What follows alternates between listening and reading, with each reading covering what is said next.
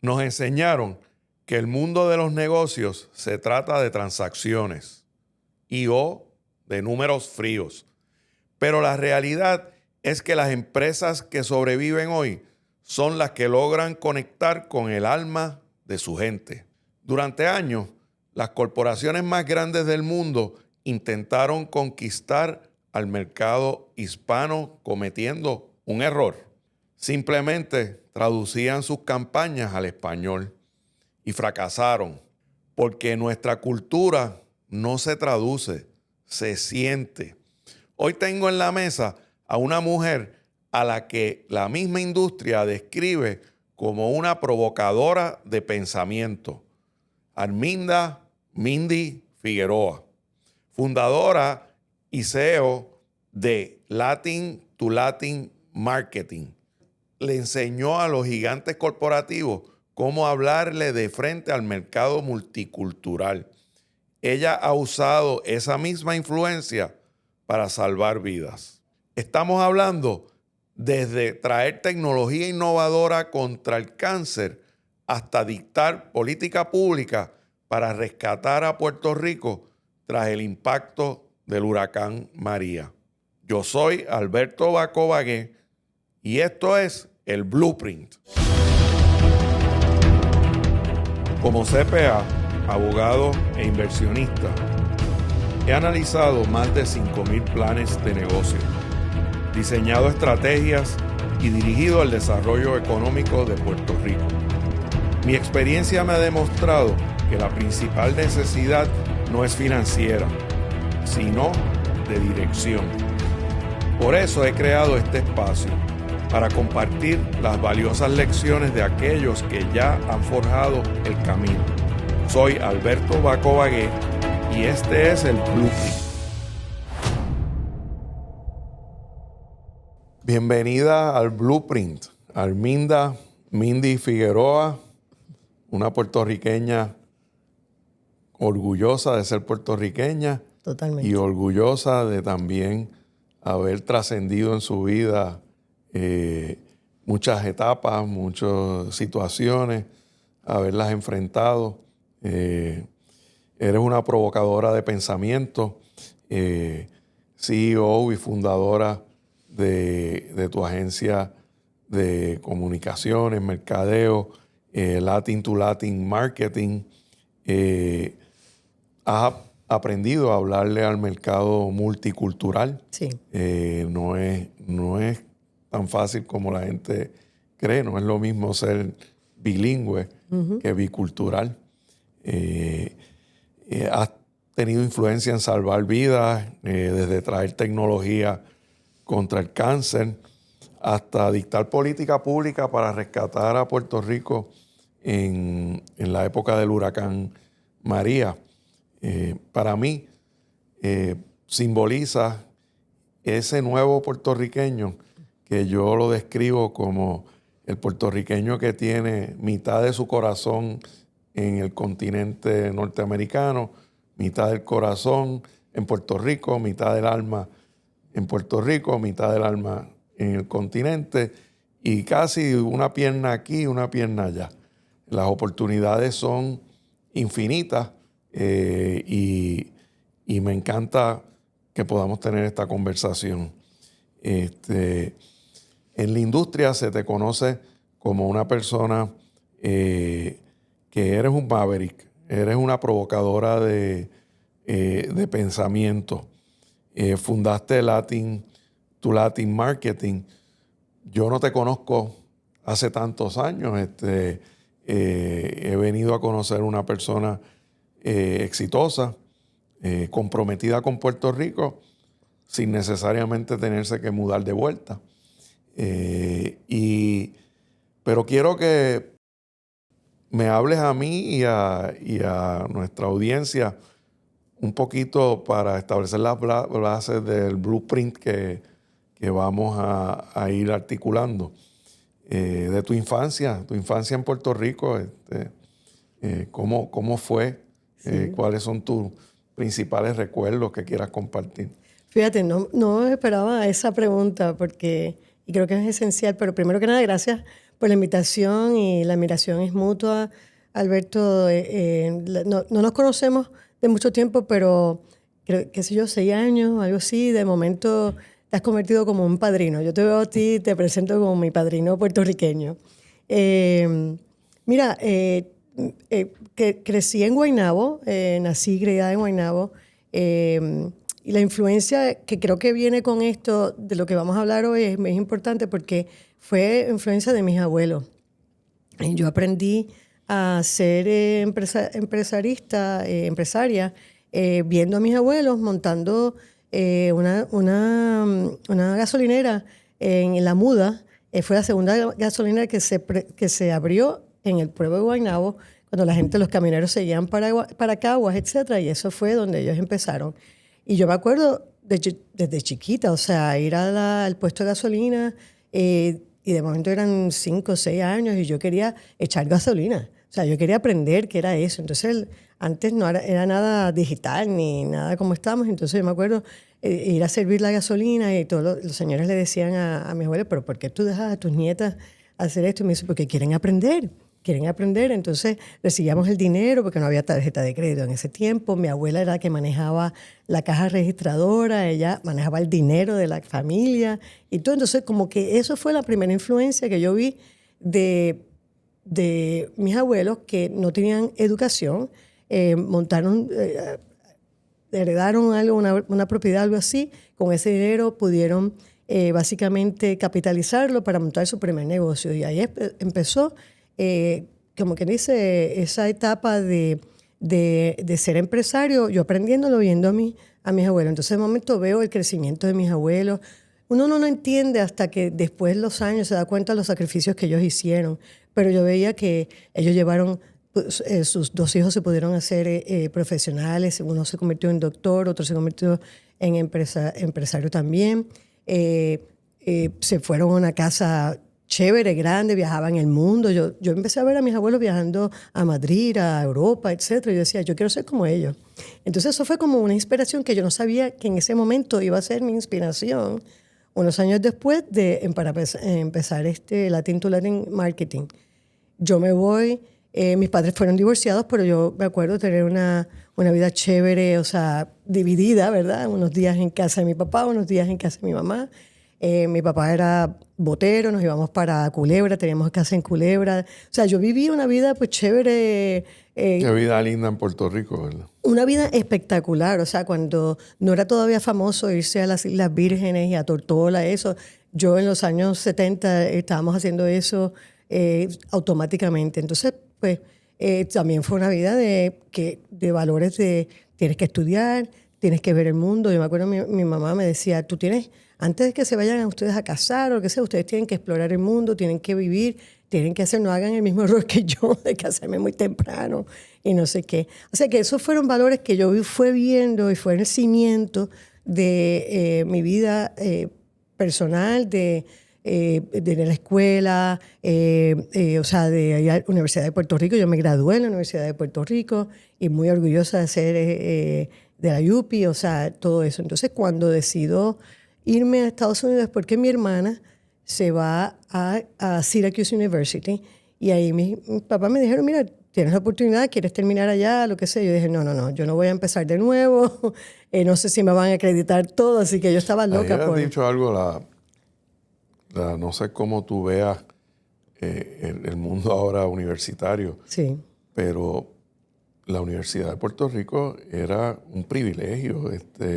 Ir a la Universidad de Puerto honra. Rico, Un honor. uno no titubeaba en pensar en irse porque sabía que la educación que iba a tener aquí era tan buena. Y yo contrasto con la generación de mi hijo. Mi papá fue un fanático de la Universidad de Puerto Rico.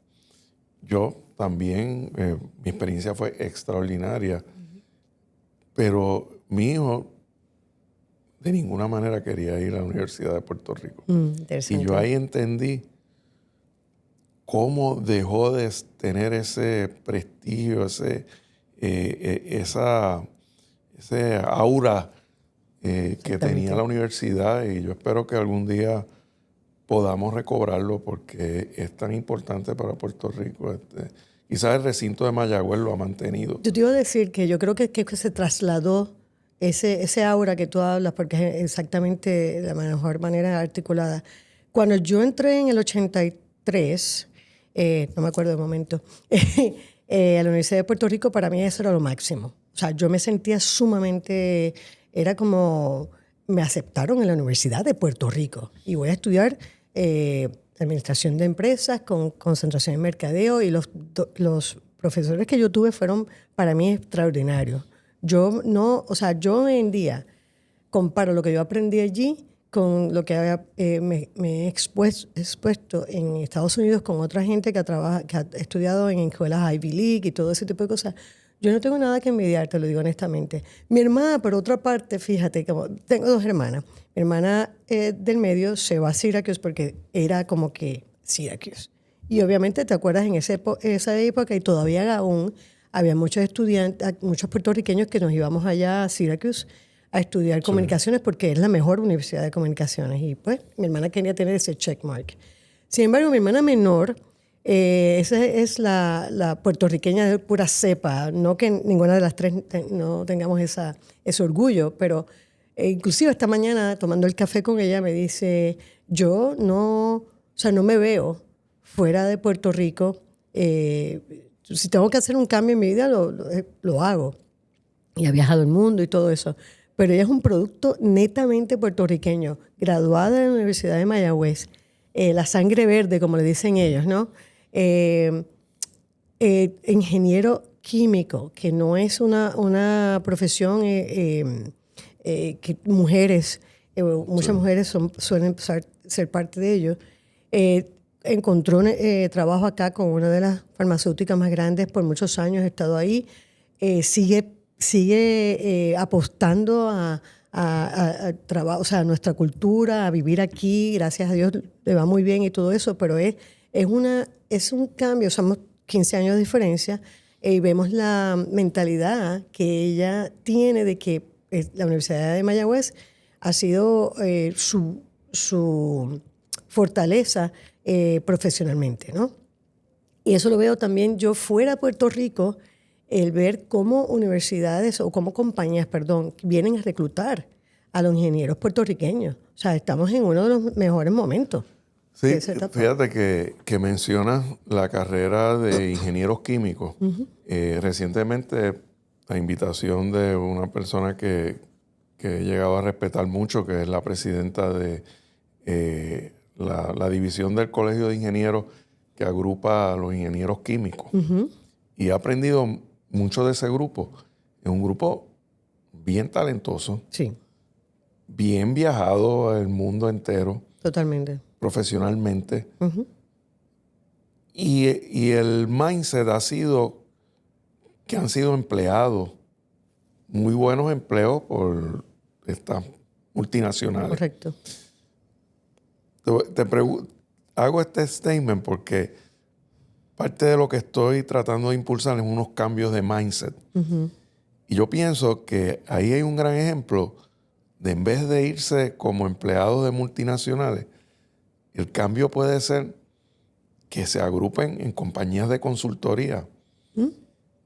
Tienen todas las destrezas y creen compañías desde Puerto Rico, aprovechando los incentivos de la Ley 20, que son para los locales. Les da unas ventajas competitivas a nivel global. Totalmente. Y se crean unas firmas de ingenieros químicos que los vengan a buscar aquí. Claro. Pero no los vengan a buscar como empleados. Los vengan a buscar como servicio a unas empresas puertorriqueñas.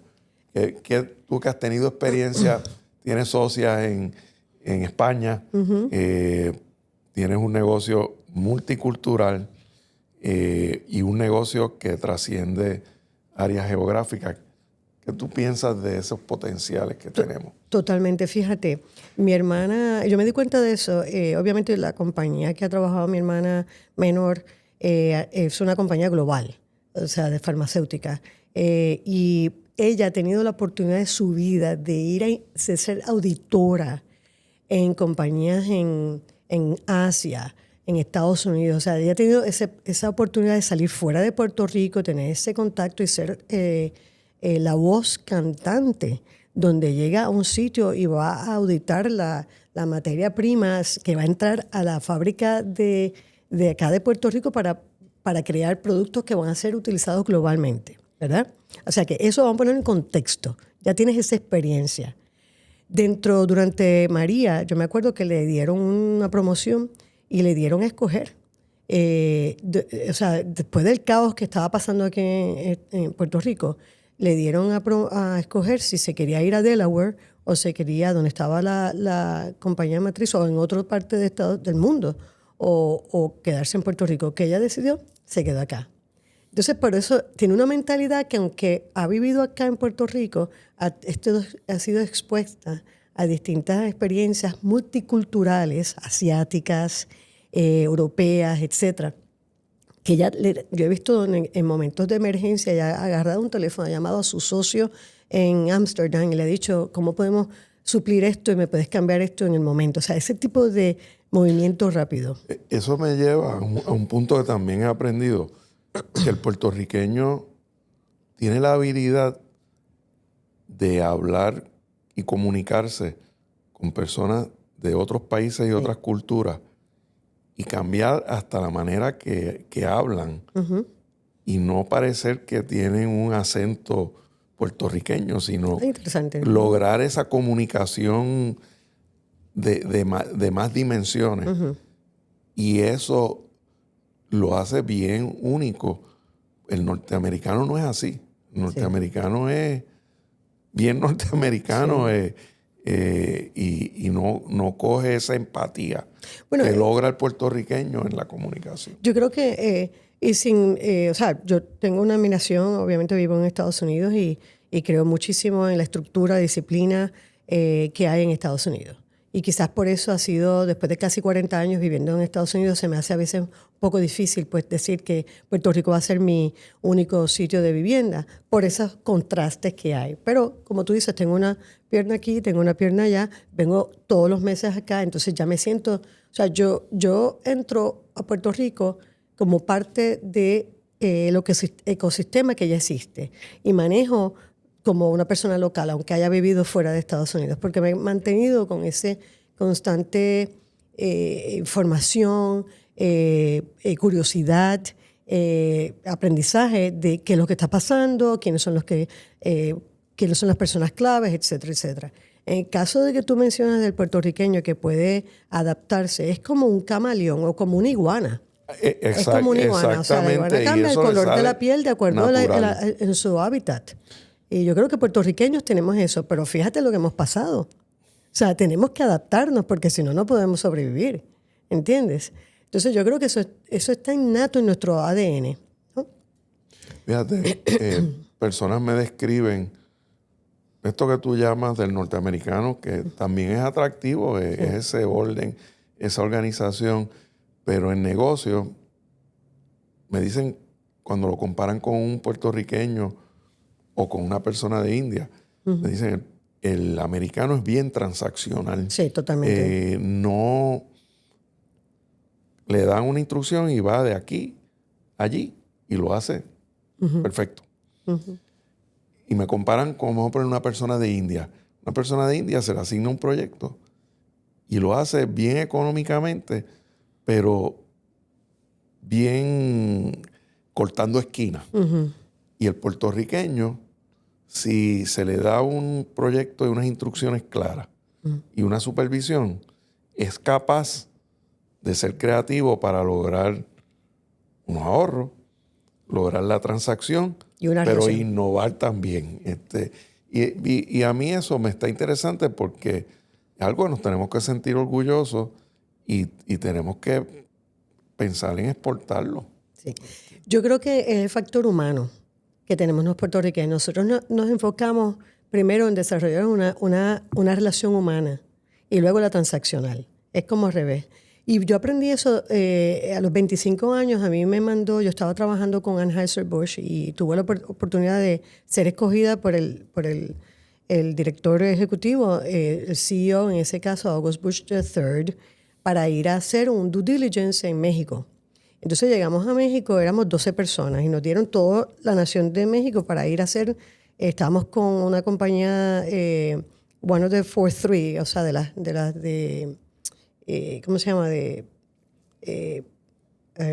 Toda la parte de accounting. La parte de nosotros era entender qué es lo que estaba pasando en México, ¿verdad? Y que cómo se iba a adaptar la compañía americana con la mexicana, ¿no? Y me acuerdo que cuando nos dieron instrucciones, tenemos que hacer esto, hay que llenar un formulario, hay que hacer todo esto, tenemos nosotros llegamos por la mañana al primer distribuidor y efectivamente, ¿dónde está el formulario? ¿Dónde está el formulario? Entonces los mexicanos decían, pero, ok, licenciado, porque ya te llaman licenciado cuando estás, tienes un título. ¿Cómo podemos hacer? Dígame de usted, cuénteme, usted es puertorriqueña, eso quiere decir que es casi gringa. Entonces era ellos aprender de quién era yo. Y me di cuenta que ya lo aprendí la primera semana, en la segunda semana me era más efectivo empezar a conocernos la parte humana. O sea, yo saqué mi puertorriqueñidad para establecer una relación humana y luego decía, mira, el formulario me lo puedes tener a las 5 de la tarde listo ya cuando regresemos de dar la vuelta. Y así funcionó. Sí. Entonces, cuando le estamos comentando, reportándole a San Luis, lo que estamos haciendo era como que, o sea, no entendían el por qué, pero si fuimos efectivos y logramos lo que teníamos que hacer, qué bueno que funcionó, que fue lo que dijiste ahorita. Sí. O sea, que esa parte humana, esa parte de ser latino, esa latinidad, nos ayuda en muchas partes en las relaciones, de negocio. Yo entro aquí, cuando traigo un cliente a Puerto Rico, entro en la relación humana. Primero vamos a conocer, vamos a hablar, vamos a escuchar, vamos a entender. No lleguemos aquí tratando de imponer. Háblame un poquito de tu decisión de establecerte totalmente en Estados Unidos. No sé si en ese momento pensabas que había pasaje de regreso o no había pasaje de regreso. Pero siempre a mí he sido muy apegado a Puerto Rico y me está interesante el proceso de decisión que pasa una persona para decir, sigo queriendo a Puerto Rico, pero voy a vivir en otro lugar. Mira, yo me fui a Estados Unidos en el 87 para hacer maestría. Y iba a pasar 2 o 3 años y quería también agarrar experiencia corporativa. O sea, yo sabía que yo iba a montar un negocio o iba a ser parte de un negocio familiar. Y cuando llegara a regresar a Puerto Rico, sí, la intención era regresar. Pero como siempre encontré el amor de mi vida y pues cambiaron todo y pues me quedé. Ajá. Y entonces trabajando en Nueva York, donde fue mi base primordial, tuve unas experiencias espectaculares de negocio corporativo. Empezando, primero trabajé, que no era un puesto significativo, pero fue... ¿Conociste allá en Nueva York a tu amor de tu vida? Sí, definitivamente. Siendo puertorriqueña, pero... Es cierto, conocí a Milda, fue puertorriqueña y allá pues eso cambió toda mi vida. Pero dentro de ese ámbito estuve trabajando, mi primer trabajo en Nueva York fue con la alcaldía de Mayor Koch. Y en ese momento había una persona muy importante que era la persona clave que con el mercado latino, que se llamaba Luis Miranda. Y luego te digo qué resultó. Entonces, pues estoy en ese puesto, estoy conociendo, ¿verdad?, el ámbito latino, el ámbito de Nueva York. Yo siempre quería... como una esponja, conociendo tanta gente nueva, tantas cosas nuevas. Yo siempre quise ir a Nueva York. O sea, yo supe de Nueva York cuando iba a visitar a mi tío, que estaba haciendo su residencia en como ginecólogo en Nueva York, y lo visitaba. Y yo, o sea, amaba Nueva York. Es una ilusión muy, muy grande para mí. Y efectivamente me graduó. Yo digo, me voy, a visitar a mi hermana, a Syracuse y todo eso. O sea, tenía esa experiencia ya que yo decía, voy a Nueva York. Cuando conozco quién es quién, cómo se mueve la cosa. En eso viene a través de un amigo mío de la infancia que me dice, mira, trabajaba con Anheuser-Busch, me dice, van a abrir unos puestos en Nueva York, ¿te interesa de mercadeo? Porque eso es lo que tú has hecho. Y yo dije, definitivamente. Y me preguntan, ¿hablas español? Sí, por supuesto. Pues tienes estas oportunidades. ¿Quieres de venta o quieres de mercadeo? No, yo voy directa al mercadeo. Y lo que hice fue unirme, o sea, empezar a conocer y me tiraba a la calle con los vendedores para conocer cómo era el negocio. O sea, yo iba literalmente, en ese tiempo uno se vestía no tan casual como hoy en día, uno iba en tacos y qué sé yo, de momento estás con el vendedor y estás en la bodega abajo bajando para ver dónde ponen la cerveza, literalmente. Entonces, eso fue un aprendizaje único. ¿Qué sucede? A la medida que fui creciendo y fui viendo las oportunidades que presentaba Nueva York. Con mucho valor, porque Nueva York, para muchos, incluyéndome a mí, lo repetíamos. Y, if you make it in New York, you make it in any place. Lo iba a decir ahorita. Y para mí fue un reto, pero no me atreví. De verdad que yo lo digo, no me atreví. Puede ser intimidante. Yo respeto mucho al que se atreve a mudarse. Sí. Después yo entiendo que en la vida uno encuentra maneras de llenar esos vacíos. Yo tuve una muy buena experiencia en el Banco Gubernamental de Fomento, donde todas las transacciones se hacían.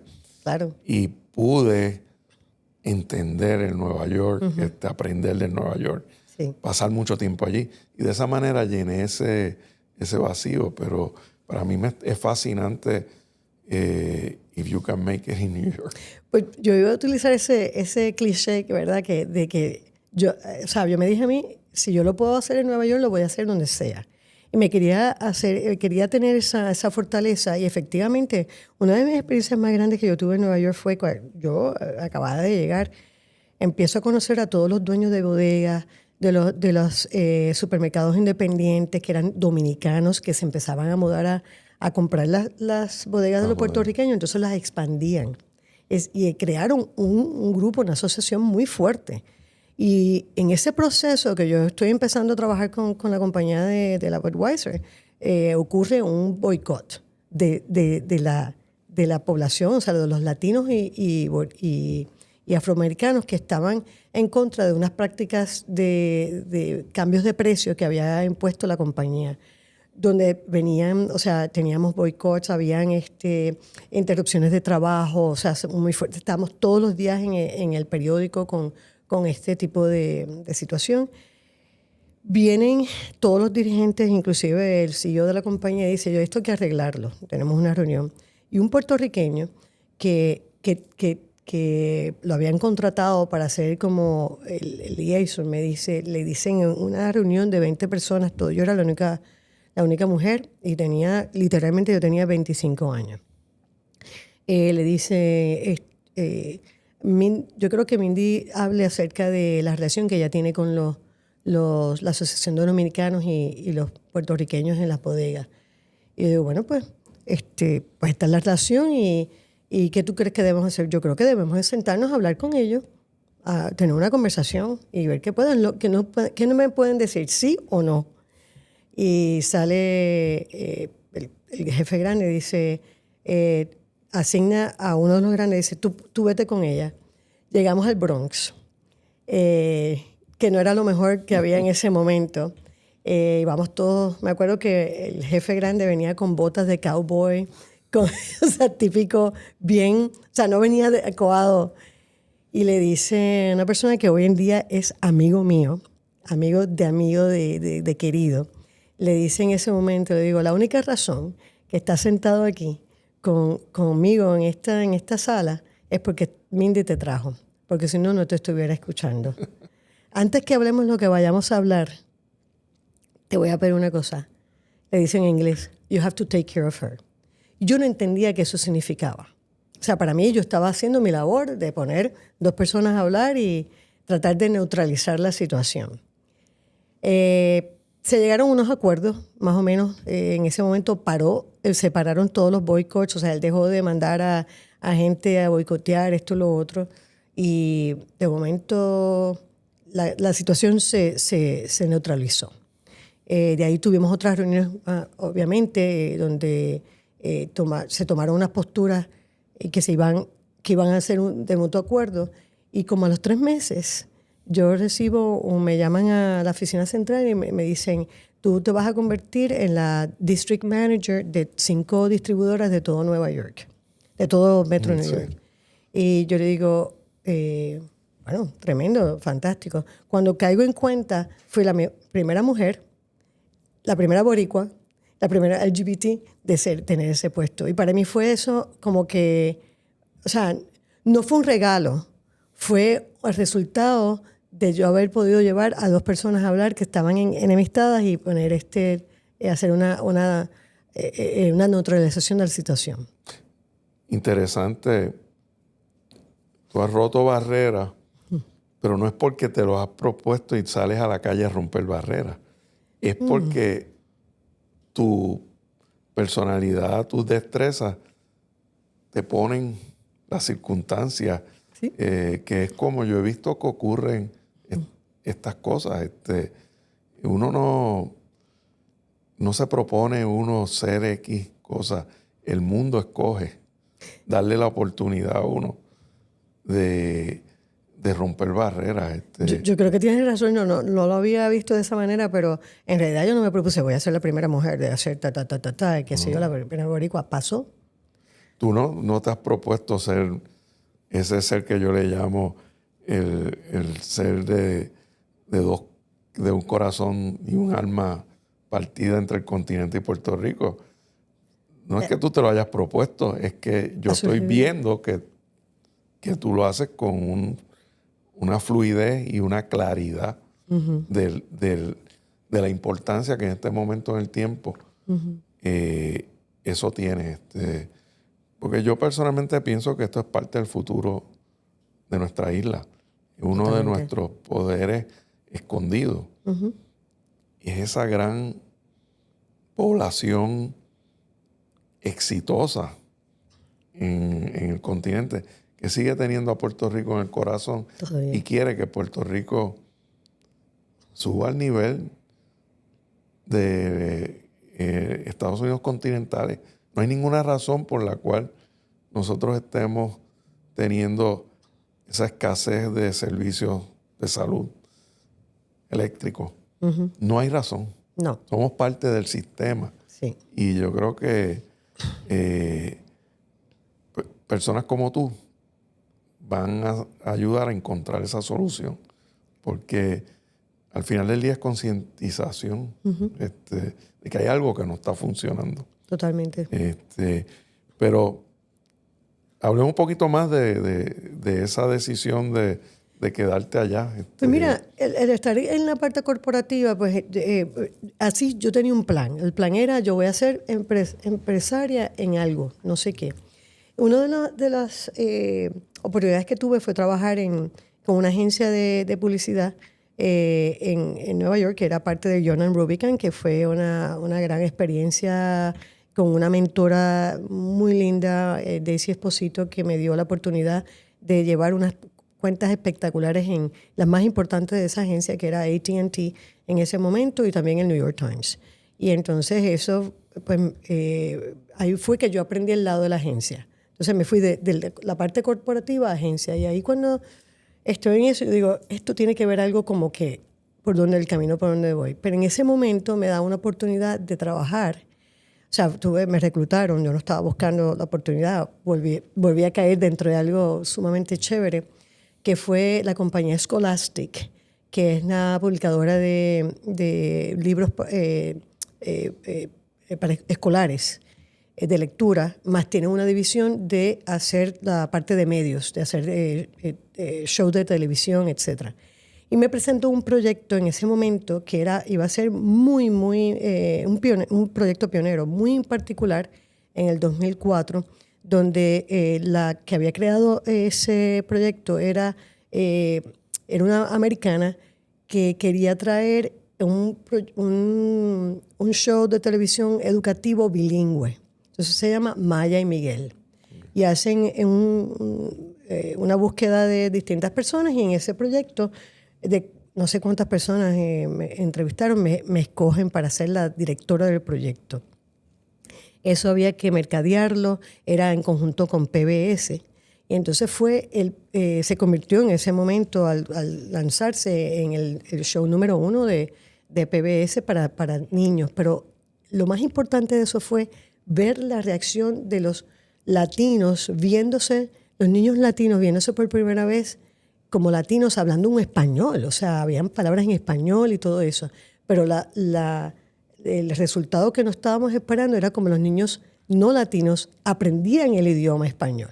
Entonces fue una experiencia maravillosa que tuve en ese momento.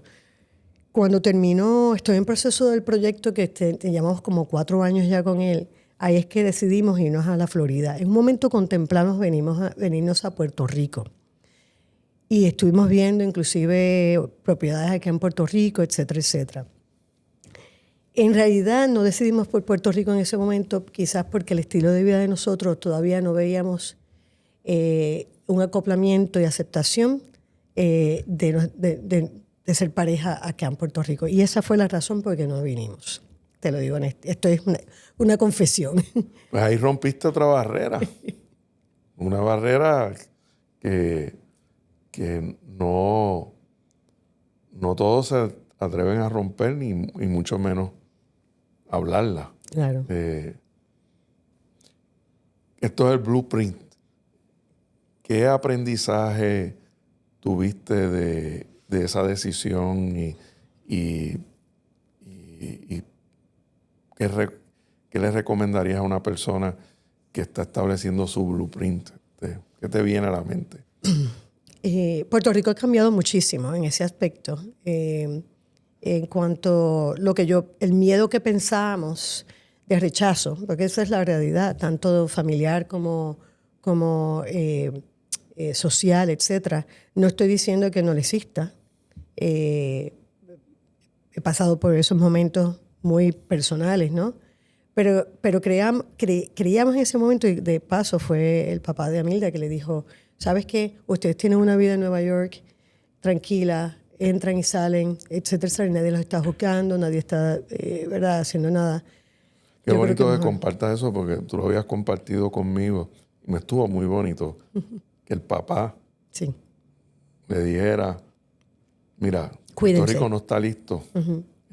Cuídense. Y volvemos al tema de mindset. Puerto Rico tiene un problema de mindset colectivo en muchas áreas, que tarde o temprano supera. Y por eso es que yo creo que hablarlo, para ayudar a que esos pensamientos de mindset se superen. Sí. Y yo creo que ha habido, bueno, entonces hacemos el paso, sí compramos en la Florida, íbamos y veníamos, y entonces teníamos una segunda casa en la Florida, y hasta que un día Amilda me dice, ya estoy lista para mudarnos, vámonos para la Florida, fue el tiempo completo y qué sé yo. Necesitamos un sitio más grande, decidimos ahí de aventura irnos a Fort Lauderdale, y ahí me dice, entonces yo estaba buscando trabajo. Cuando tienes un trabajo en Nueva York, hay unas oportunidades, la palabra como decimos aquí, brutales. O sea, unas oportunidades no tanto de salario, pero o sea, con unos accesos a unas personas que son brillantes. Yo estar buscando trabajo en la Florida no fue tan brillante. En ese tiempo, hace 20 años atrás, los salarios te pagaban una tercera parte de lo que te pagan en Estados Unidos, en corporativo en Nueva York. Unos beneficios enormes, no sé qué. Y entonces, pues, literalmente Amilda me dice, mira, este es el momento de empezar tu negocio, tú siempre has querido tenerlo. Échate para adelante. Ahí fue que empezó la cosa. La parte empresarial. Entonces monto Latin to Latin Marketing. Llamo a mi mamá y le digo, bueno, mami, necesito ayuda. Tú has conocido a mi mamá. Y ella me dice, pues, lo que tú necesites, hija. Y ahí en ese momento tan importante, ¿qué fue lo que tuviste que el mundo necesitaba y no se estaba sirviendo? Muchas veces el empresario no lo invitan a una mesa y la construye. Correcto. ¿Qué fue lo que tú viste que te dijo, mira, por ahí es que yo voy a empezar mi negocio? Mira, obviamente yo trabajando con la agencia y trabajando en la parte corporativa, cuando tú estás en la parte corporativa, yo estaba, tenía agencias que estaban a mi cargo y yo sabía en la forma que ellos trabajaban, pues una agencia viene, te hace la idea, discuten la idea, 4 meses después es que te sacan la idea en un anuncio y qué sé yo. Entonces, mientras tanto, yo estoy pagando todo eso, ¿verdad? Todo ese tiempo. Cuando voy a la agencia me doy cuenta que hay un momento que aprendo que tú puedes cortar esos pasos y acelerar el proceso creativo y ser todavía muy efectivo en llevarle una solución al cliente. Y también yo no estaba haciendo una agencia de ganarme un can de oros ni nada. Yo quería hacer una agencia que fuera efectiva, consultora, donde yo estuviera creando confianza, primero que nada, con ese cliente, que es lo más importante, y que yo fuera un copiloto. Y que a mí me pagaran por pensar, no por ejecutar ¿cómo se llama? Una idea de 30 segundos. Sino que vamos a mirar a tu negocio en todas las facetas. Las 3 facetas que básicamente nosotros miramos es la parte operacional primero. Primero, ¿estás listo para operar? Atraer ese público, por ejemplo, como la concentración iba a ser en el mercado latino, pues bueno, tú quieres traer, es como invitar a alguien a tu casa. ¿Tienes comida? ¿Tienes la mesa preparada? Pues hacemos como un menú de si estás preparado para aceptar ese nuevo cliente, esa nueva persona que estás invitando a tu casa, a tu producto, servicio o lo que sea. Puedes hablar español, tienes la documentación en español, en inglés, conoces la cultura. Entonces era como hacer un menú donde podríamos preparar el readiness de esa compañía para llevar ese conocimiento y hacer esa transacción. Entonces era cortar tiempo, que fuera mucho más costo efectivo para el cliente, eso fue lo que yo vi, y ese tiempo de 3 o 4 meses después con una solución no hace sentido porque estás perdiendo la oportunidad de entrar al mercado. Entonces, con el conocimiento que uno tiene, uno hace un fast track de cómo entrar al mercado. Y el otro ángulo de siempre fue el ver todo en el punto del ROI. O sea, hay que buscar cuándo va a ser la rentabilidad de este negocio. Porque por tirar el dinero o sacar una campaña así, pues no era efectivo. Y había otro factor. Siempre el mercado hispano ha sido como un test market. O sea, vamos a probar a ver qué pasa. Entonces siempre era una campaña, oye, ¿qué puedes hacer por $15,000? $15,000. Pero ¿de dónde tú sacaste esa cifra? No, y me tienes que vender miles de dólares. Y digo, pero vamos a entender primero de dónde sacaste que $15,000 es lo que va a ser Era como, en todas las relaciones que me sentaba, era ese numerito. Fíjate, tú has dicho un punto que yo entiendo que se menos estima. Totalmente. Puerto Rico se escoge por las principales compañías de mercadeo para estudiar el mercado, porque hay unos comportamientos, unas concentraciones que les da una data que no les dan, que tienen que ir a muchos otros mercados para conseguir la data que consiguen en este solo mercado. Habla un poquito más de esa experiencia que yo me imagino que tú la comercializas, de utilizar el mercado de Puerto Rico. Mira, es literalmente el secreto más grande que tiene el mercado americano. ¿Por qué no considerar entrar en el mercado de Puerto Rico cuando te presenta todas esas mismas dinámicas demográficas que vas a encontrar en el mercado de la Florida, en el mercado de Nueva York, Chicago, etcétera, y te va a costar quizás 3 o 4 o 5 veces más? Puerto Rico es único.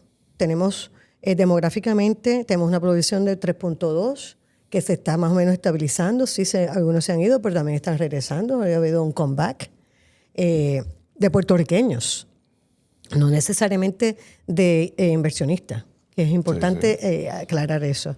Segundo, Puerto Rico tiene más de 60 años en la industria de la farmacéutica. O sea, ya esto está dentro de nuestro ADN, de saber qué es las ciencias biológicas, toda la parte de ingeniería, toda la parte de manufacturación, etcétera, etcétera, donde estábamos en un conversatorio recientemente que tú hiciste, donde se estaba hablando de que de las 5 medicinas a nivel global se producen aquí Sí, en Puerto Rico. Eso es un workforce development, desarrollo de la mano de obra que es única, o sea, lo tienes ya innato, donde vienen compañías de Estados Unidos a reclutar a ingenieros a Mayagüez.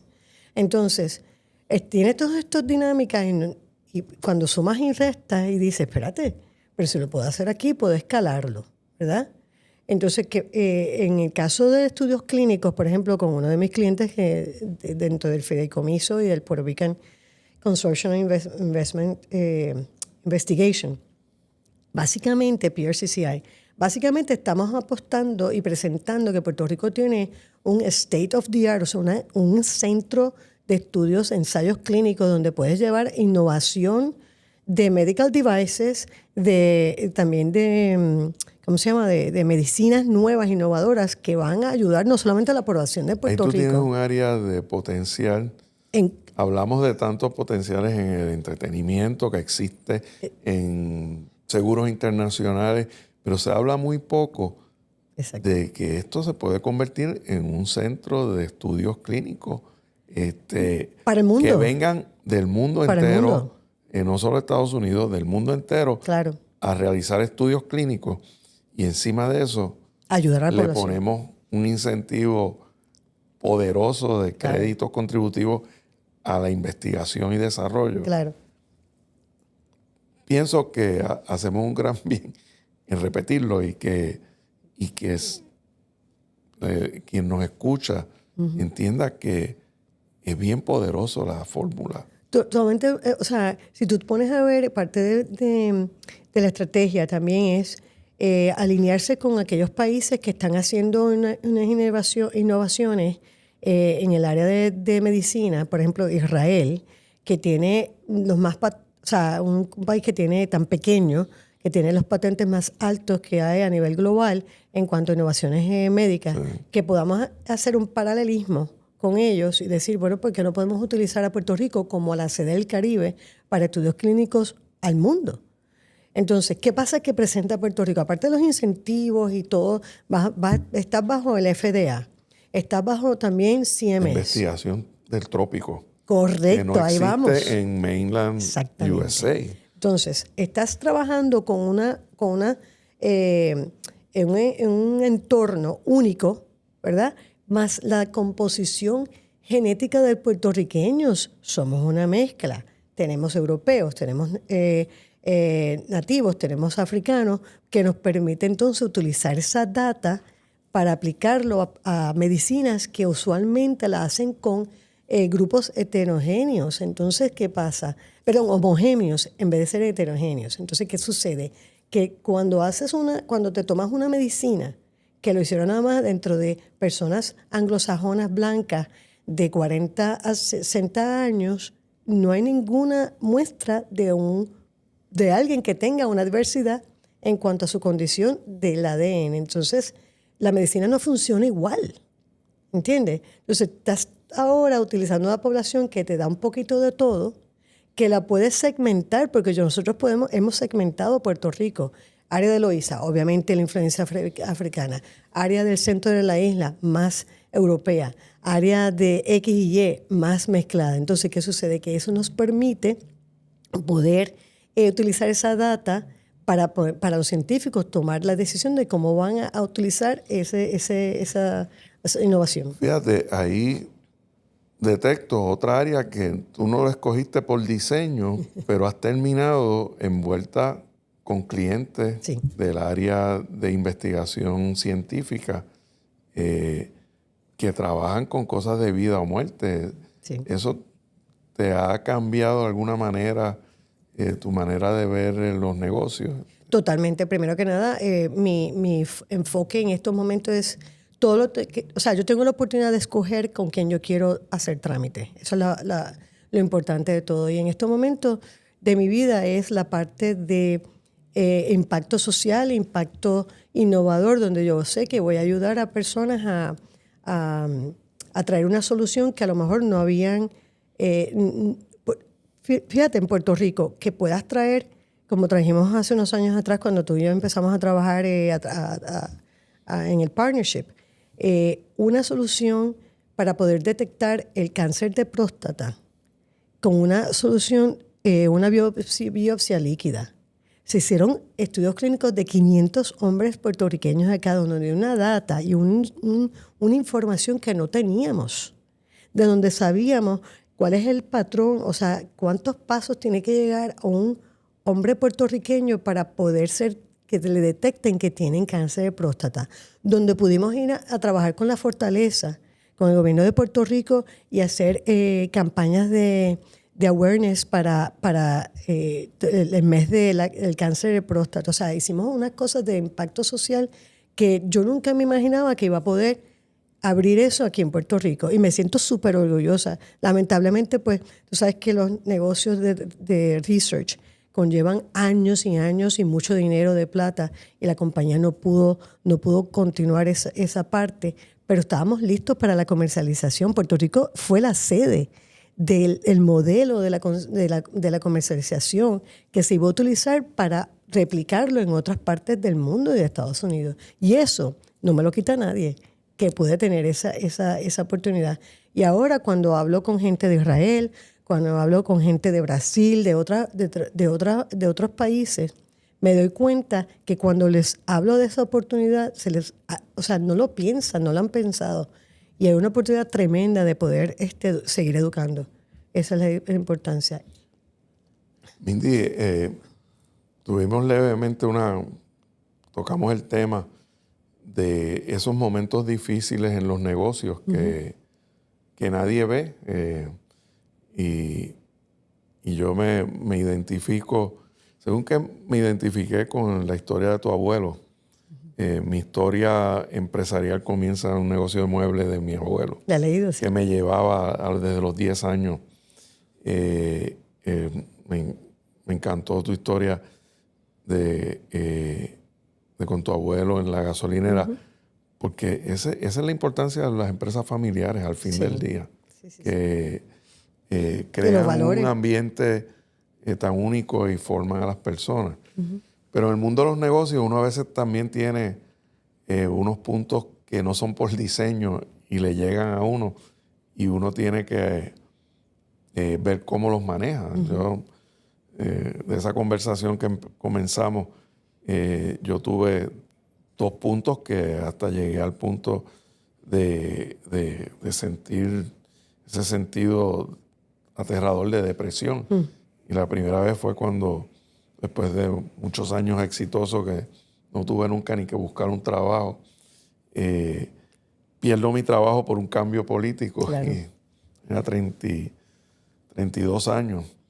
Y me encontré perdido en el mundo en ese momento. Después tuve otro de que fue un negocio que hice muchas adquisiciones, creé un conglomerado y de momento me di cuenta que no funcionaba, que no necesariamente por uno sumarle negocios, a veces lo que uno crea es un Frankenstein. Sí. Y ahí también tuve, el día que me di cuenta que ese modelo de negocio no funcionaba, me fui en un tipo de depresión. Cuéntame un poquito de tu experiencia en los negocios cuando las cosas no salen bien. Mira, yo, como estábamos hablando anteriormente, en los 20 años casi que llevo de empresaria, en el 2007 abro la agencia o la firma, como me gusta nombrarla mejor, y en el 2008 ocurre la gran recesión. Y en ese momento, acuérdate que yo estoy empezando desde cero, o sea, que todo lo que es cada dólar es suma. Así que yo digo, bueno, pues, ¿qué va a pasar aquí? Pues, y me acuerdo que nos adaptamos inmediatamente. En ese momento los clientes nos pidieron, mira, vamos a hacer esto por esto, tengo tanto, no tengo aquello, y lo que usted diga, no hay problema. Y sí le buscamos la vuelta, busqué la vuelta con mis empleados, nos adaptamos, cortamos horas, sumamos horas, o sea, todo eso, no hay problema. 10 años después logro como decir, el clímax de la firma. O sea, tremendos clientes, estoy haciendo billings de 7 cifras, todo ese tipo de cosas. O sea, estoy en la ola, en el tope de la ola, ¿no? Me acuerdo que aquí viene el error. O sea, cuando tú aprendes haciendo tu MBA, siempre te dicen que tú tienes que aprender a delegar, porque no lo puedes hacer todo.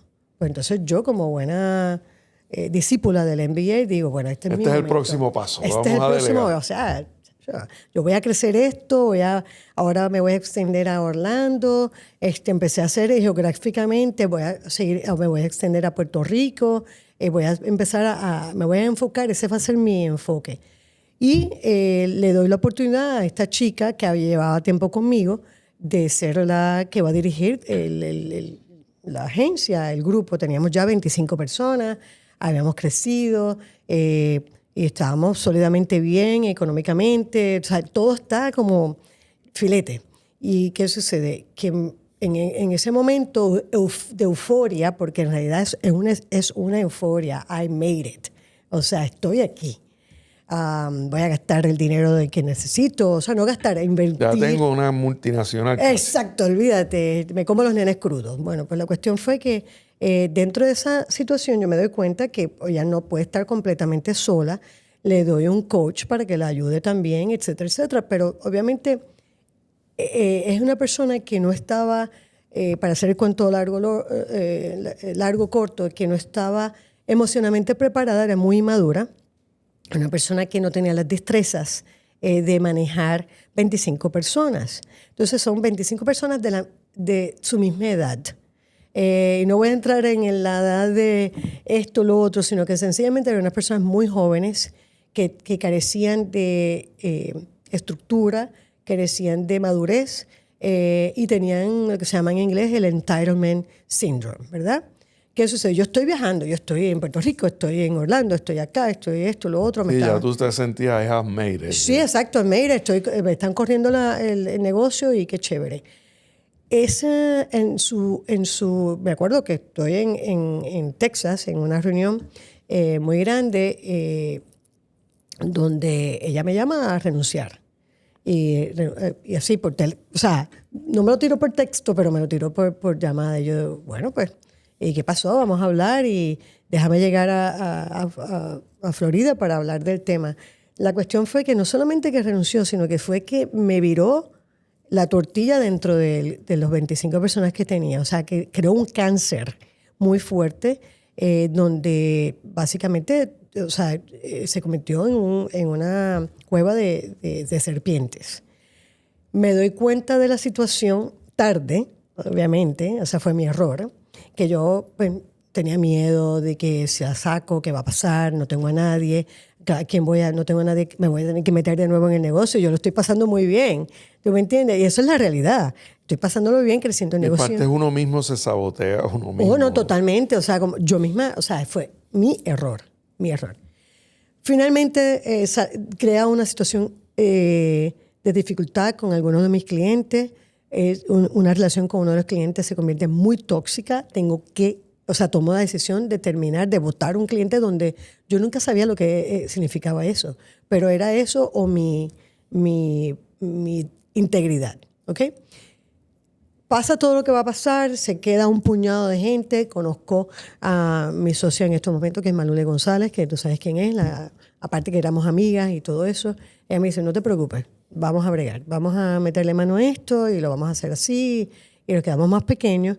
Pero en ese proceso de yo entender los errores que yo había hecho, que tengo el famoso impostor syndrome, o sea, este síndrome de ser impostor, de ser una, ¿cómo se llama? Una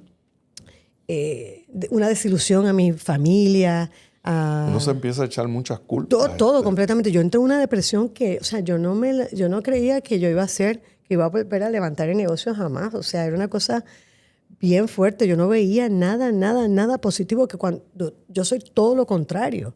Nunca me había pasado. En mi familia me llamaban, mis papás me llamaban todos los días, mis hermanas, todo ella me llamaba y me decía, pero que eso está en tu mente, que quita eso, o sea, no te preocupes. Y era como que no me podía salir, no me podía salir. Y efectivamente, obviamente pude superarlo y ahí, pues nada, fue una cosa que no fue como, no te puedo decir, este día dije ya se acabó, sino que fue un proceso. En ese proceso empiezan a surgir otras nuevas oportunidades. Y en esas oportunidades yo me di cuenta que yo tenía que escoger situaciones que iban a ser de impacto, que yo me iba a sentir bien llevar. Primero que tenía que ver si la persona el cliente que yo iba a trabajar, había unas bases de unos valores básicos de integridad, de llevar de química, de llevarnos bien, de que ese objetivo, ese goal, o sea, el que tuviéramos que obtener, íbamos a estar en sintonía. Y ahí empezó el proyecto de lo del cáncer de próstata. Yo dije, esto es genial. Está dentro de lo que yo quiero, mi misión personal. O sea, que en ese momento te estabas reinventando, básicamente. Totalmente. O sea, fue una reinvención con quién, cómo, cuándo. Y fue cuando yo te conozco. Y ahí nos conocemos. Y entonces, y fue un momento donde, o sea, de verdad que me sentía, o sea, me sentí mal, pero a la misma vez dije, no, ok, ahora alguien presentó, llegó este proyecto a mis manos y yo dije, pues, hay algo allá arriba que me está presentando oportunidades únicas. Y empezamos a trabajar y entonces vine aquí a Puerto Rico. Ahí entro a Puerto Rico después de, ¿te acuerdas que en el 2000 algo iba a comprar acá? No, en 1994 iba a comprar aquí en Puerto Rico para regresar. Y ahí es que el papá de Emily dice, no, quédense por allá, y qué sé yo, estamos hablando ya 2000, qué sé yo, o sea, unos casi 20 años después. Sí. Fíjate, y el deseo de establecer blueprints, como te dije, yo he pasado por momentos bien traumáticos, tengo dos principales. Lo que yo he aprendido es por personas que me han dicho algo que se me ha quedado. Una es el momento más oscuro de la noche cuando está listo para amanecer. Y lo otro que siempre me repito es, no hay mal que por bien no venga. Exactamente. Siempre uno termina diciendo, qué bueno que me pasó, porque me tenía que pasar porque ahora estoy mejor. Exactamente. Eso es algo que... Y lo tercero que yo me repito es,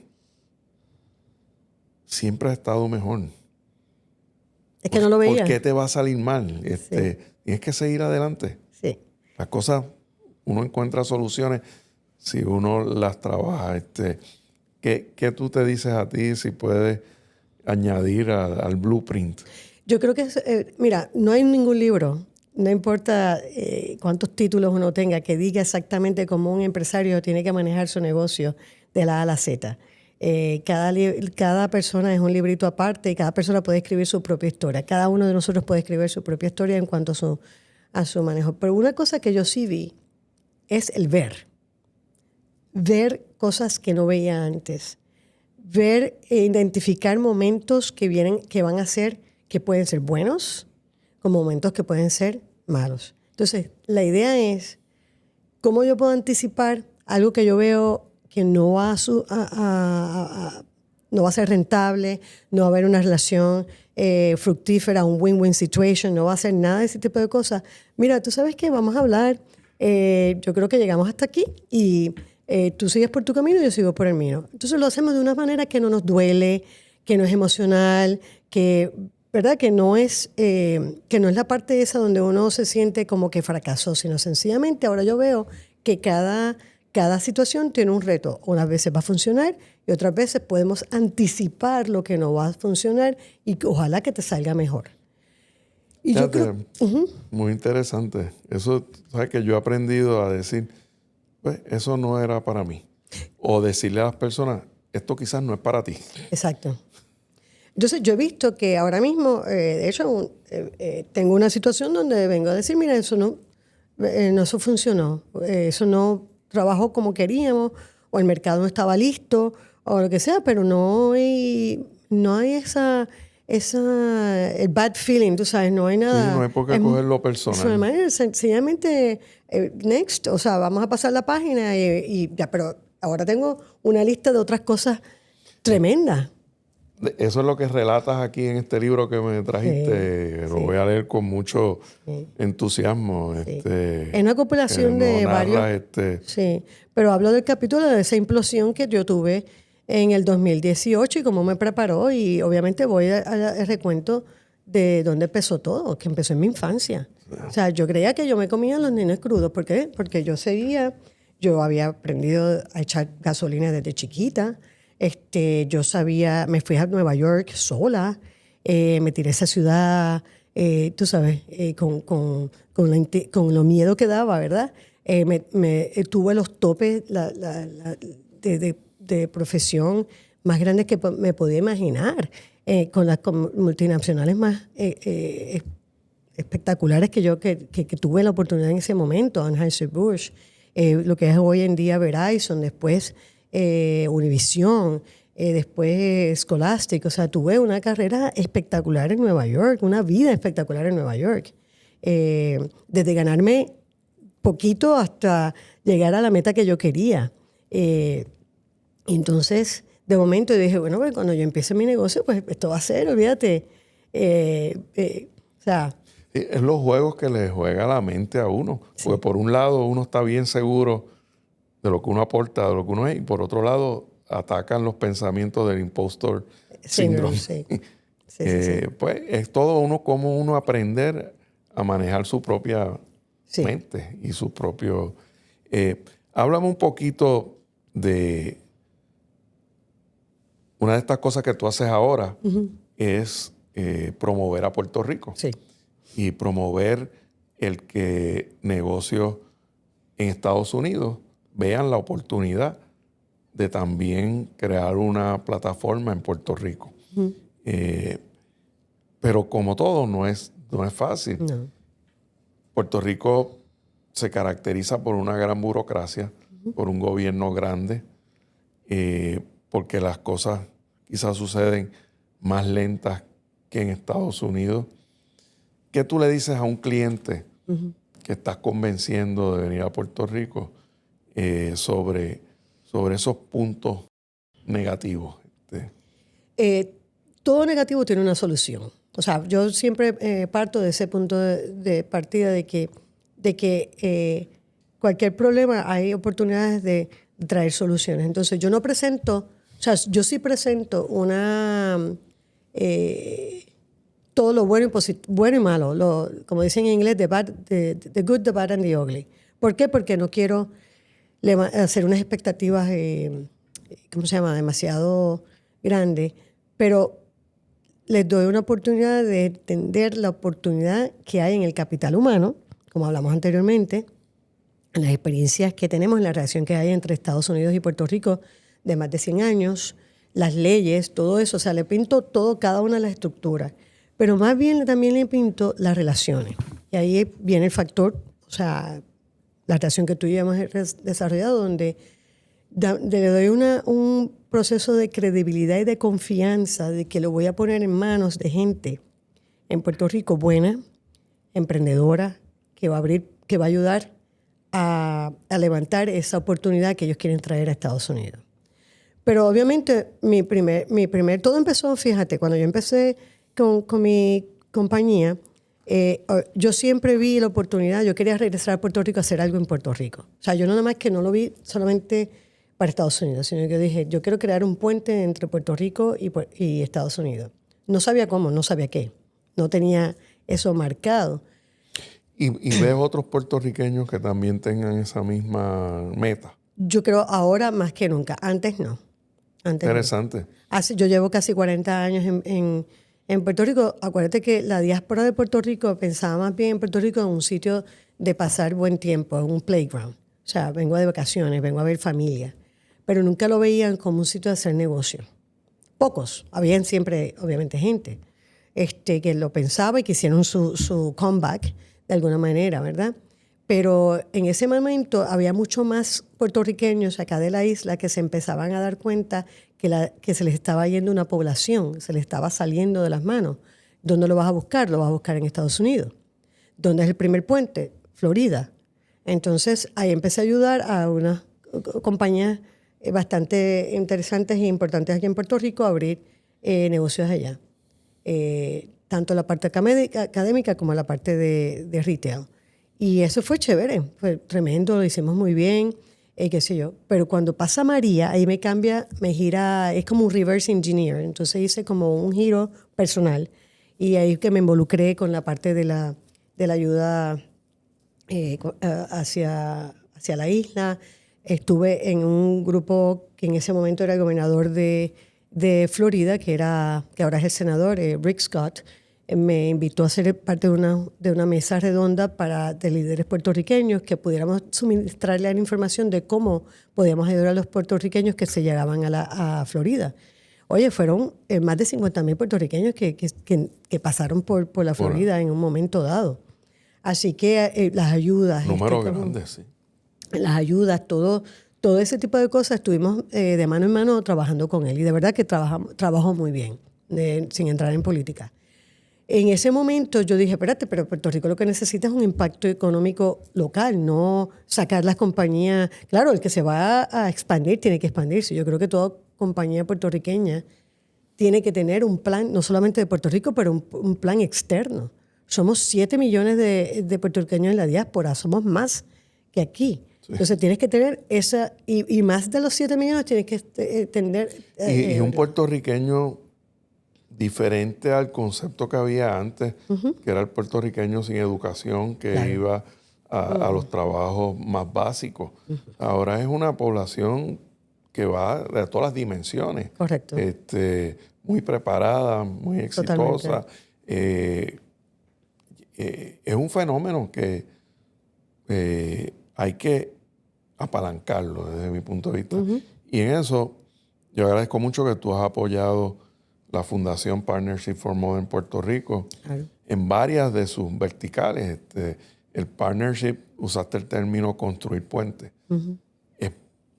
Es construir puentes para que la diáspora que sigue allá se envuelva más con Puerto Rico, para la que se mude a Puerto Rico encuentre caminos, encuentre... es también... Otra vertical es traer capital a Puerto Rico, porque el capital todavía es bien necesario. Sin capital no se construyen más hoteles, no se construyen, no se expanden negocios que podrían expandirse. El capital en nuestro sistema es único. Y lo tercero que es otra vertical del Partnership for Modern Puerto Rico, que tú también estás fortaleciendo, me gustaría que hablaras un poquito. Y es de ese puente entre Latinoamérica, entre España. Tú tienes una socia, Malule, en España, en Madrid. Es ese puente único que Puerto Rico cada vez podría jugar un punto de importancia para que las empresas, las transacciones pasen por Puerto Rico. Se les añade los ingredientes de investigación que mencionaste ya, los ingredientes contributivos y el multiculturalismo, que tú muy bien lo entiendes.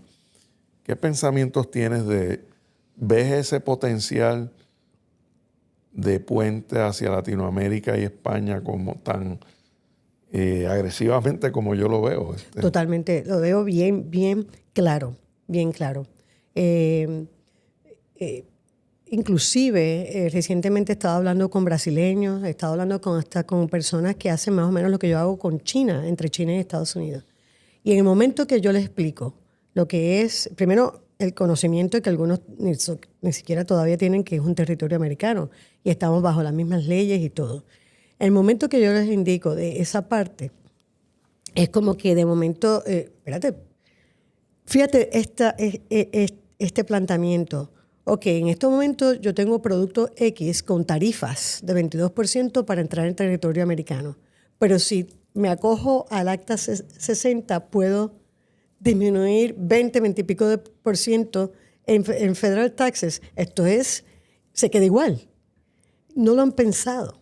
Entonces, poder hablar de eso en cuestiones de números, Se sorprenderían quien nos escucha la importancia de educar. Uno asume que la gente lee.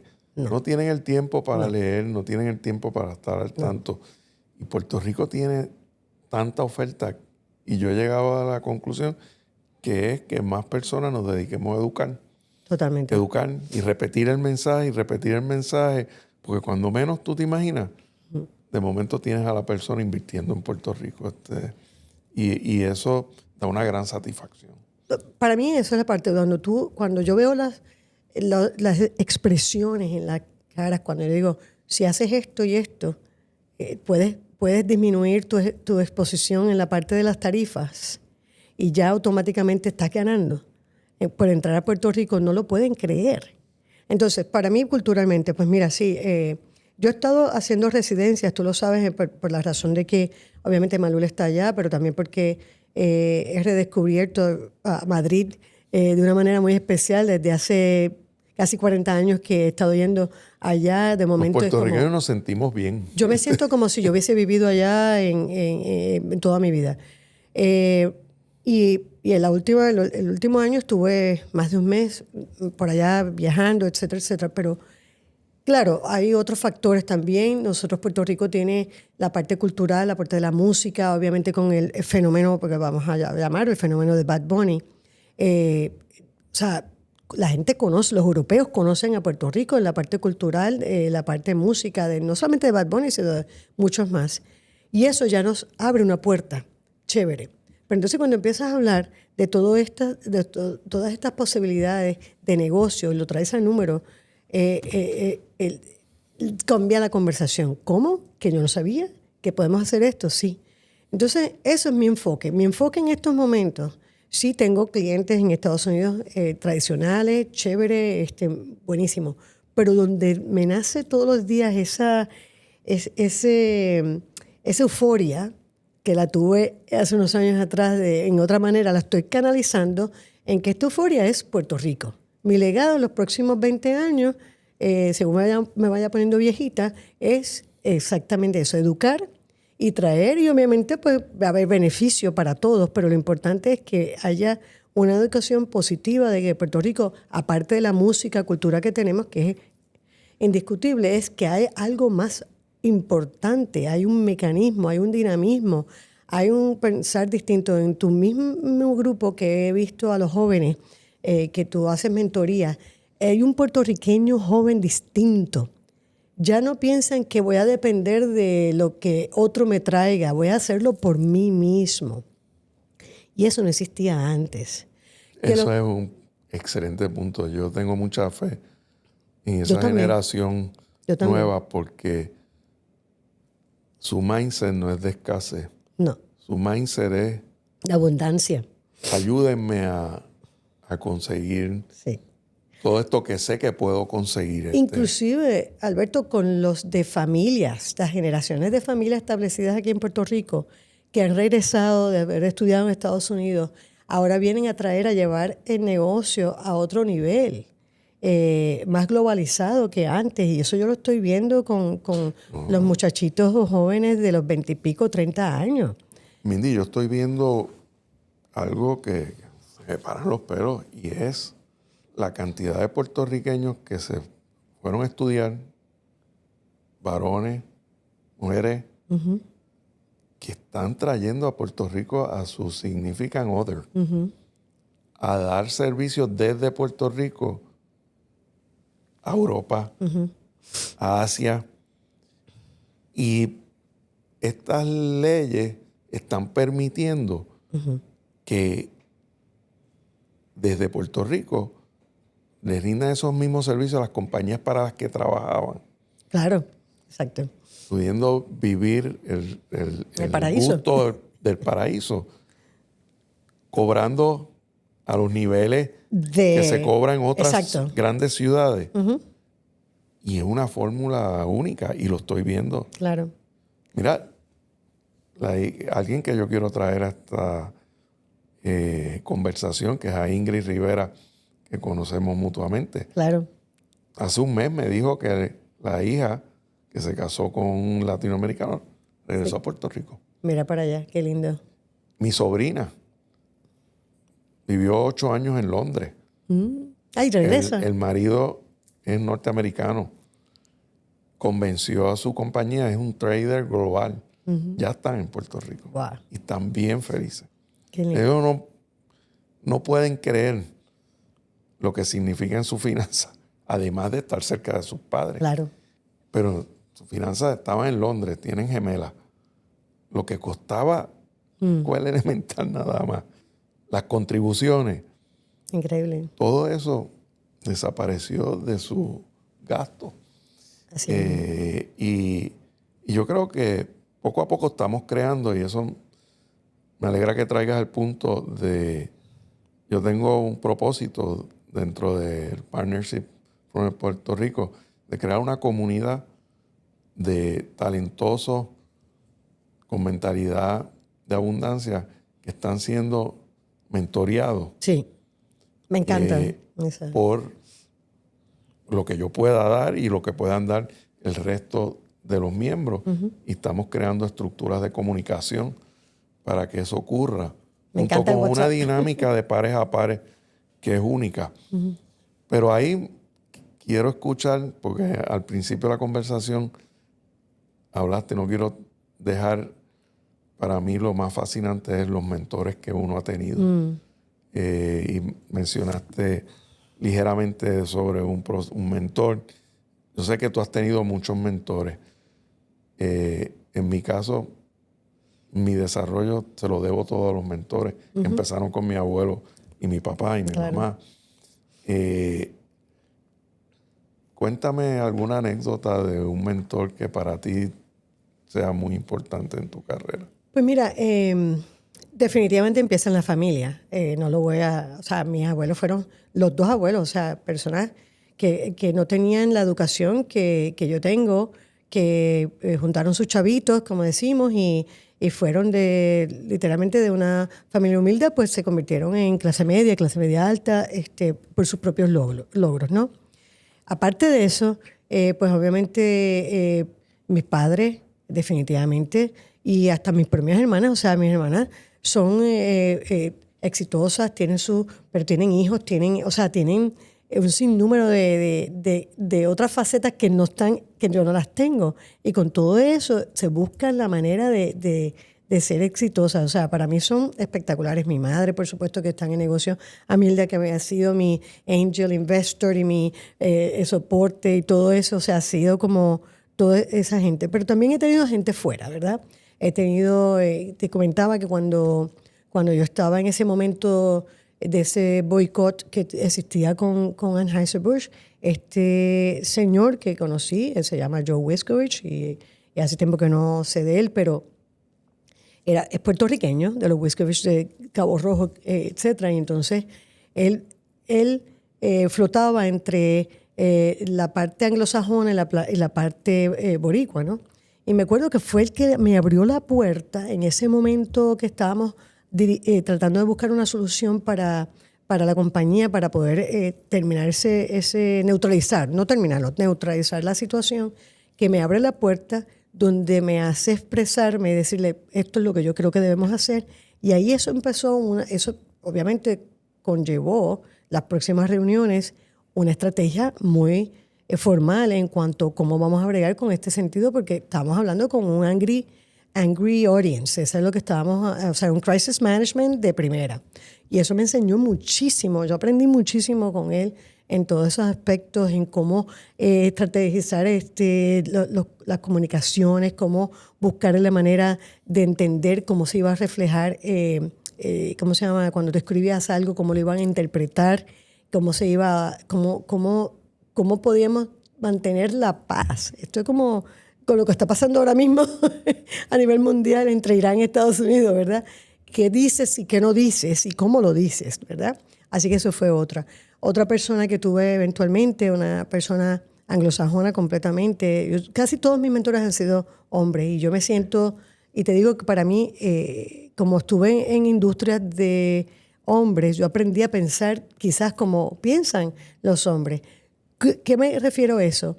Yo me acuerdo estando en una discusión bastante agitada, estando en la cervecería, donde yo era la única mujer, y unos estaban diciendo una cosa, no, porque estás mal, esto, tú sabes, típico, ese tipo de dinámica. Y me acuerdo salir después de la reunión y en el pasillo le dice, el que estaban discutiendo le dice, ¿nos vamos a tomar la cerveza ahora? Y yo, no puede ser, no puede ser.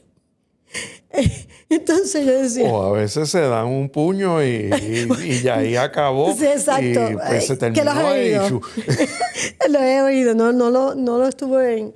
Pero entonces yo me di cuenta que cuando trabajaba con mujeres guardaban ese passive aggressiveness. Entonces eran chévere contigo de frente, pero no te decían exactamente cómo se sentían. Entonces yo empecé, en mi reunión, yo empecé, no, aquí vamos a hablar de qué es lo que está pasando, qué es esta corriente debajo de lo que se está diciendo, qué tú me quieres decir. Entonces, ese tipo de actitud a veces lo interpretan de una manera negativa, obviamente. Entonces, eres la agresiva o eres quizás a lo mejor una forma de pensar hasta masculina y no lo comprenden. Y yo he seguido con ella y no tengo ningún problema. También yo soy una persona que ha aprendido a conocerme mis sentimientos, donde yo siempre creo que en la bondad del ser humano. Yo empiezo por ahí. Luego de eso, si me doy cuenta... prove you wrong, pues... Exacto, entonces ya es otra cosa. Yo también. Yo le doy dos chances. Beneficio, right. No es un solo, yo le doy dos chances a la gente. Yo también. Pero el tercero no lo doy. No. No, y el tercero... y ahí sí que... ahí es enemigo número uno. O sea, para mí no quiero saber... Te borro como que si nunca exististe en mi vida. Porque yo soy de las personas que me doy de todo corazón. Mi corazón se entrega en cada proyecto. Entonces, ahí sí que lo cojo personal. Entonces, cuando me maltratas o no me tratas de la forma adecuada, entonces como que ya, no quiero saber de ti. Hay una persona que dice, tiene un libro que dice, take it personal. ahí llega a un extremo que uno tiene que... Sí. Las cosas de su negocio, las cosas que uno tiene que lograr. Ahí trae un tema que a mí me fascina y es el tema de las personas tóxicas, de las personas. Uno trata y trata, pero yo he aprendido que hay que alejarse. Sí, no, hasta de familiares también. O sea, hay relaciones tóxicas en todas las relaciones humanas. Yo aprendí, lamentablemente, dentro de lo que me pasó, que te conté anteriormente, de que había unas personas que estaban echándole leña al fuego. Y eran las personas que supuestamente iban a ser el coach de esa persona cuando debían ayudarme a corregirlo. Lo que hacían era fomentar la división. Y me di cuenta, las saqué de mi vida y no estaba en mi vida. O sea, no las quiero. Hay un tipo de consultor que yo le digo a las personas, tengan mucho cuidado, porque te crean el problema. Totalmente. Para ellos ser la solución. Totalmente. Quizás a veces lo hacen hasta inconscientemente, pero ese es el comportamiento y hay que tener mucho cuidado con ese tipo de personas. Tienes toda la razón. Mira, una de las cosas que yo le digo a mis clientes o a los futuros clientes es, yo voy a ser una copiloto. Yo no voy a ser una persona que me estás dando, que yo te estoy prestando servicio. Yo voy a estar metida dentro de tu negocio y voy a sufrirlo y me lo voy a gozar de la misma manera que si fueras dueña de tu negocio. Y eso cambia la forma en que... Pero también te digo, voy a ser bien sincera y te voy a decir las cosas de frente. Te voy a decir, no te vayas por ahí por esta razón y esto, lo otro, y a mí me pasó tal cosa, por eso te lo estoy contando. Tienen opciones, me puede oír y me puede decir, no necesito más de tu servicio. Fíjate, mencionaste algo de las relaciones y la solución de conflictos cuando son mujeres y cuando son hombres y tus experiencias. Sí. Yo compartía recientemente en otra conversación que en los momentos de mi carrera donde he supervisado grupos grandes, si tengo una situación conflictiva entre hombres nada más, se me hace bien fácil solucionarla, porque hay una No es blanco y negro o se habla Sí. o se soluciona.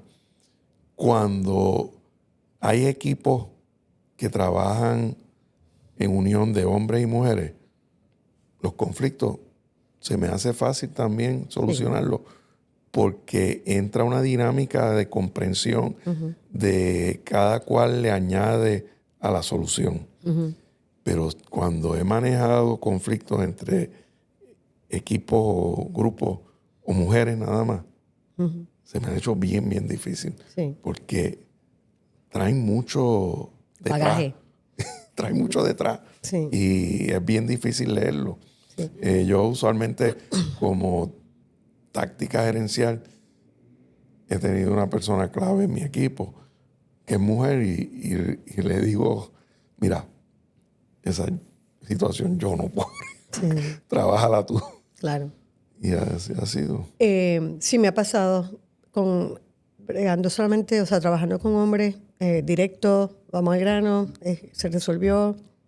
No hay como, no te guardas ese rencor, no sé, es distinto. Pero, y obviamente cuando hay mujeres y hombres, la mujer trae algo que muy bueno, que es el emotional intelligence. Y yo he visto un balance espectacular y le doy un crédito a esa inteligencia personal, emocional, que los hombres no la tienen en muchos casos. Entonces, ahí ese balance. Yo lo he aprendido.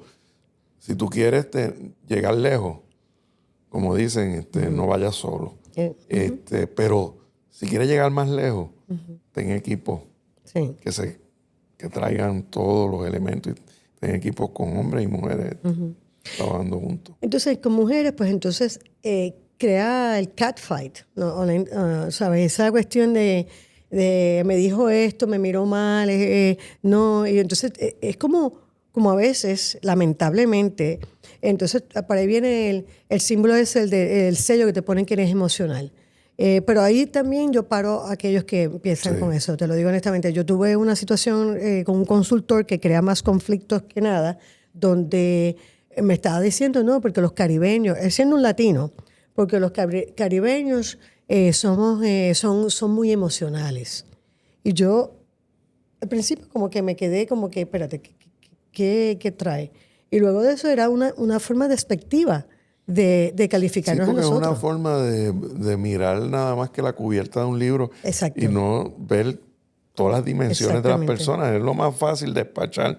La persona es emocional o la persona es caribeña. Exactamente. Las personas son mucho más profundas. Cuando la persona que estaba causando la parte tóxica era esa persona porque estaba calificando o poniéndole sellos a los demás. Entonces ahí ese tipo de cosas hay que pararlas, en mi opinión. Pero bueno, Mindy, estoy seguro que vamos a tener un segundo capítulo. Quizás vamos a ser creativos. un libro. Traemos a alguien, un invitado, una invitada, y entre tú y yo hacemos una conversación. Sí, claro. Yo sé que va a haber el próximo capítulo. Claro. Ya estamos llegando al final. Piensa que todo lo que has construido por un momento desaparece.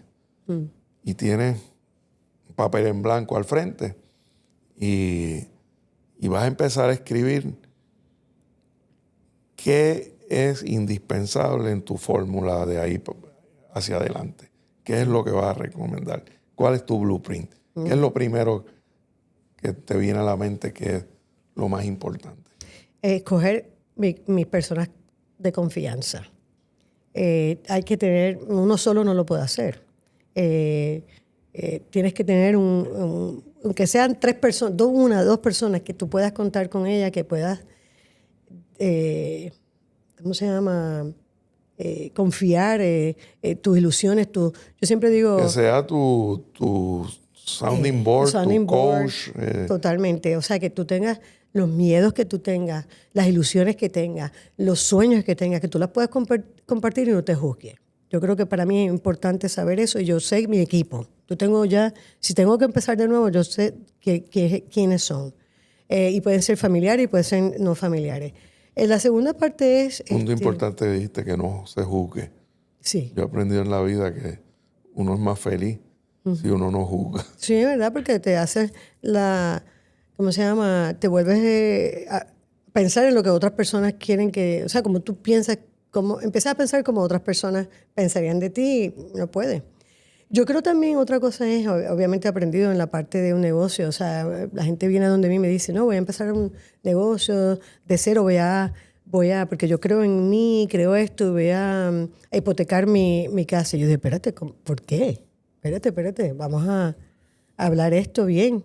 Tú sabes que tú no vas a cobrar posiblemente en 3 o 4 meses de los servicios que tú vayas, sobre todo si son servicios profesionales, y vas a poner tu techo ¿saben? En peligro. Vamos a pensarlo de otra manera. ¿Qué punto más interesante? Tú sabes que uno de los blueprints que yo le he dejado a personas que vienen con esa ilusión de montar un negocio y poner todos sus ahorros, y yo les digo, para un momentito. Tú no eres capitalista. Tú puedes conseguir una persona que sea capitalista, que no le interesa trabajar y sea el que ponga el dinero. Pero como tú, lo poquito que tienes, que se te va a ir rápido. Exacto. Entonces ahí trato de poner a las personas, porque eso yo creo que es de los errores más grandes que se cometen, que se vuelven esclavos de haber puesto todos sus ahorros y en verdad no están en una etapa de la vida de ser capitalista. No lo hay. Inclusive aunque tengas familiares que te ayudan, que te dan, trabajan sin cobrar, etcétera, que fue el caso mío. O sea, hicimos un negocio de familia, etcétera, y pues tuvo unas ventajas, que no tenía que estar pendiente de que tengo que pagar el mortgage, esto, lo otro, de momento. Pero el punto es que uno tiene que estar con los ojos bien abiertos. No puedes entrar ahí ilusionado, enamorado del proyecto o del negocio. Tienes que estar con los pies en la tierra. Y pienso que muchos fracasos, porque muchos de los negocios no duran más de 5 años, es porque estás trayendo una carga financiera que no te permite vivir tranquilo. O sea, que no es culpa de si el negocio es bueno o malo. No, es que es la carga que viene financiera, que estás trabajando para el banco que te prestó el dinero o estás pagando la hipoteca, ¿entiendes? Entonces, no te permite florecer el negocio. Eso pienso yo. Eso es lo primero que, sobre todo en mujeres, le digo, voy a hacer las tarjetas de crédito, esto y lo otro, a 20%. O sea, de interés. No, eso no hace sentido. Oye, empieza pequeño, crécelo poco a poco, florécelo, sí. Échale agüita para que esa planta crezca, etcétera, etcétera. No tienes que ser el primero, puedes tardarte 10 años en lo que me tardó a mí para llegar a la euforia de sentirme, y fíjate lo que pasó, que cometí error. Entonces, pues porque lo he hecho, porque he cometido errores, pues le puedo decir a alguien, pues mira, yo andaría por aquí. Analiza bien las cosas, todos los ángulos. Claro. Tú tienes dinero por 6 meses para cubrir tus gastos personales en lo que levanta el negocio, o tienes para un año. O sea, esas son las preguntas que hay que hacer en el blueprint. ¿Me sigue? No porque no te enamores de la idea. Aprende también a saber cuando tienes que decir no puedes seguir porque no hace sentido. Porque lo he hecho. No hace sentido seguir porque esto no es rentable, no hemos tratado de hacer esto y esto, no ha arrancado. Pues hay que cut your losses, como dicen los americanos. Y eso está bien, eso no quiere decir que fracasaste. Al contrario, fuiste sabio y supiste. Sabes mucho más. Exacto. Supiste cuándo decir basta. Y a lo mejor lo que hubiese podido gastar miles de dólares me costó un par de pesos. ¿Entiendes? Pero lo trataste, por ejemplo, ahora hay un proyecto que yo tengo que hacer eso. Pues mira, ¿qué aprendí? Aprendí que estuve muy temprano en el mercado, que hay que educar a una población para que te ¿cómo se llama? Te fomente el producto mientras estás educando ese producto. Sí, que los próximos proyectos no estás empezando de cero. Exacto. Estás empezando ya con mucha experiencia. Con mucha experiencia. Mira, vete por aquí. ¿Qué pasa? Cuando vengo a traer a clientes, exactamente le digo, yo traté esto de esta manera y me pasó tal cosa. Te estoy advirtiendo que hay que entrar a Puerto Rico haciendo esto y esto y esto. Ahí dijiste otra de las claves. Mencionaste no juzgar. Uh-huh. Y hasta acabas de mencionar otro blueprint. Háblale a la gente de tus propias experiencias. No le des opiniones porque uno cree Sí. que esto... Sí. No. Yo tuve una situación similar y esto fue lo que hice y esto fue lo que pasó. Uh-huh. Y deja que la persona Tome su decisión. tome su decisión. Es correcto. Cuando uno empieza a, ¿cómo se llama?, a sermonear, y Desconecta a la otra. entonces te elevas y te empiezas a poner todo en concepto. Eso es otro error que yo veo muchos personas que son consultores. No, porque yo, y el yoísmo también, o sea, También. una cosa enfermiza. Yo esto, lo otro. Sabes que Brenda Marrero nos decía cuando ella entrevista para CEOs o que sobre el papel se comen los niños crudos. Una de los red flags es el yoísmo. Cuando empiezan a hablar de yo. Pues mira, cuando yo oigo a alguien que empieza a decir, yo hice esto, inclusive hasta con clientes lo hago, porque es reversible también. Y porque yo sé que ese cliente no me va a dar crédito en nada de que yo aporte, no va a ver el valor que yo traigo a la mesa, entonces va a ver como un service provider. Pero cuando un cliente me dice, que me pasó en estos momentos, me dice, yo quiero que cuando yo esté en una situación, yo sienta tu aura. Así me dijo, yo siento tu aura como empresaria y me guíes porque esta es la primera vez que yo voy a hacer esto. ¡Wow! ¡Qué fuerte! ¿No? Me estaba logrando y todavía no hemos empezado. Entonces, pero ya he visto por una serie de conversaciones que le voy a traer valor agregado. Entonces, cuando yo veo eso de un cliente o lo veo de alguien que está como consultor y están hablando de que y están tirando nombres y yo conozco a fulano y yo sutano, esto y lo otro, y digo, qué bien, ¿no? Y qué bien. Yo digo, yo conozco a toda esa gente, pero yo no, vamos a sentarnos si tú realmente conoces a esa gente, vamos a sentarnos, no vamos a tirar el nombre nada más, ¿verdad? Sí. Y hay otra cosa distinta, cuando yo entonces te digo, te voy a presentar a Alberto Bacó, que es el director del Partnership for Mother Puerto Rico, y que nos pasó los otros días. ¿Qué me había dicho este señor que conociste? No, que me prometieron cosas, castillas y castillos en Puerto Rico y qué sé yo. No, yo te voy a presentar a Alberto y vamos a hablar, para que tú lo hables con él y él te dé su perspectiva. Cambió los muñequitos. O sea, no te estoy diciendo que conozco, te lo puse al frente para que lo oigas su perspectiva de por qué tu compañía se va a beneficiar de venir a Puerto Rico. Es otra cosa. Es otra cosa. Pues Mindy, estoy seguro que vamos a tener, porque tu carrera va a seguir diseñando blueprints. Claro que sí. Así muchas gracias por participar. Gracias a ti por invitarme. Una conversación donde aprendo yo mucho también. No, yo también. Gracias, Alberto, de verdad. Y gracias por lo que estás haciendo. Que sigan los blueprints. Gracias.